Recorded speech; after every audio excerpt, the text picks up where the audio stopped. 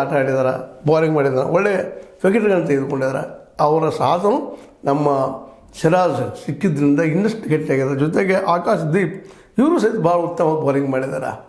ಇವರೆಲ್ಲರ ಬೌಲಿಂಗ್ ಜೊತೆಗೆ ಫೀಲ್ಡಿಂಗನ್ನು ಇನ್ನೂ ಸ್ವಲ್ಪ ಇಂಪ್ರೂವ್ ಆದ ಭಾಳ ಬೆಸ್ಟ್ ಆಗ್ತದೆ. ಜೊತೆಗೆ ಬ್ಯಾಟ್ಸ್ಮನ್ ಸಹಿತ ಅದನ್ನು ಜೈಸ್ವಾಲ್ ಆಗಿರ್ಬೋದು, ಇನ್ನುಳಿದ ಆಟಗಾರರಾಗಿರ್ಬೋದು, ಅವರು ಈ ಒಂದು ಆಟದಲ್ಲಿ ತಮ್ಮನ್ನು ತಂದು ತೊಡಗಿಸಿಕೊಳ್ಳೋದು. ಶುಭ್ಮನ್ ಗಿಲ್ ಅಂತೆ ಮುಗಿದೋಯ್ತು.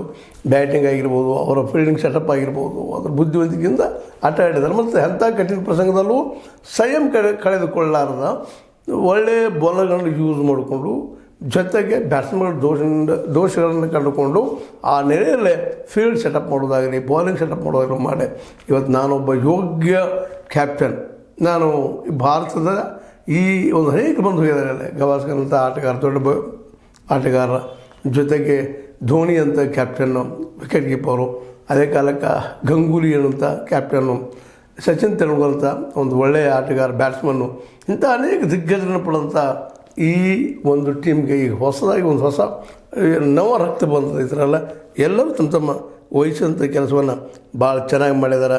ಅದೇ ಕಾಲಕ್ಕೆ ಅವರ ಆಟನೂ ಅಷ್ಟು ಸುಂದರ ಅಂತ. ಅದೇ ಕಾಲಕ್ಕೆ ವಾಷಿಂಗ್ಟನ್ ಸುಂದರವಾಗಿ ಬೌಲಿಂಗ್ ಮಾಡೋದು, ಇವೆಲ್ಲನೂ ಒಂದು ಎರಡು ಇಲ್ಲ, ಎಲ್ಲರೂ ಕುಡಿದಾಗ ಆಗ್ತದೆ. ಒಬ್ಬನ ಗೇಮ್ ಅಲ್ಲ. ಆದರೆ ಈ ಗೇಮ್ದಲ್ಲೇ ನಾನು ಒಬ್ಬನೇ ಅನ್ನುವಷ್ಟರ ಮಟ್ಟಿಗೆ ನಮ್ಮ ಮೊಹಮ್ಮದ್ ಸಿರಾಜ್ ಅವರು ತನ್ನ ಶಕ್ತಿ ತೋರಿಸಿದ ಮಾತ್ರ ಭಾಳ ಸ್ಮರಣೀಯ. ಇದೊಂದು ರೀತಿ ಮೊಹಮ್ಮದ್ ಸಿರಾಜನ್ನು ಹೀರೋ ಮಾಡಿದಂಥ ಪಂದ್ಯ. ಮತ್ತು ಅವರು ಹೀರೋ ಆಗಿ ಇರಲಿ ಅನ್ನೋದು ಎಲ್ಲರೂ ಬಯಕೆ. ಸಿರಾಜ್ ಆಗಲಿ, ಬುಮ್ರಾ ಅವರಾಗಲಿ,